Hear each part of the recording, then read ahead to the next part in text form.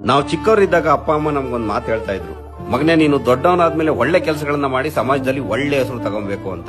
ಅದನ್ನ ನಾವು ದೊಡ್ಡವರಾದ್ಮೇಲೆ ತುಂಬಾ ಸೀರಿಯಸ್ ಆಗಿ ತಗೊಂಡ್ಬಿಟ್ವಿ ಅಂತ ಅನ್ಸುತ್ತೆ.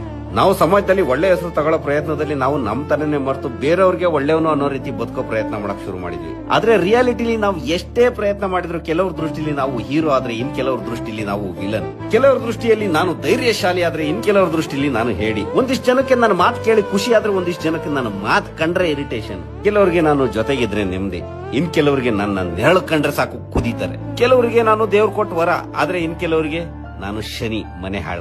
ನೀವು ಒಳ್ಳೆಯವನು ಅನ್ಸ್ಕೊಳ್ಳಕ್ಕೆ ನೀವು ಏನೇ ಪ್ರಯತ್ನ ಮಾಡಿ ಸಮಾಜ ನಿಮ್ಮನ್ನ ಅದರದೇ ಆದಂತ ದೃಷ್ಟಿಯಲ್ಲಿ ನೋಡುತ್ತೆ. ಅದು ಯಾವತ್ತೂ ನೀವು ಅಂದ್ಕೊಂಡಾಗೆ ನಿಮ್ಮನ್ನ ಸ್ವೀಕರಿಸಲ್ಲ. ಇದನ್ನೆಲ್ಲ ಅನುಭವಿಸಿದಾಗ ಕೊನೆಗೆ ಒಂದು ದಿನ ಗೊತ್ತಾಗುತ್ತೆ, ದೇವ್ರು ಕೊಟ್ಟಿರೋ ಒಂದೇ ಒಂದು ಈ ಅಮೂಲ್ಯ ಜೀವನನ ಇನ್ನೊಬ್ರ ಹತ್ರ ಒಳ್ಳೆಯವನು ಅನ್ಸ್ಕೊಳ್ಳಕ್ಕೆ ಬದುಕೋದ್ರ ಬದಲು ನಮಗೆ ನಾವು ಒಳ್ಳೆಯವನು ಅನ್ನೋ ರೀತಿ ಬದುಕೋದು ಉತ್ತಮ.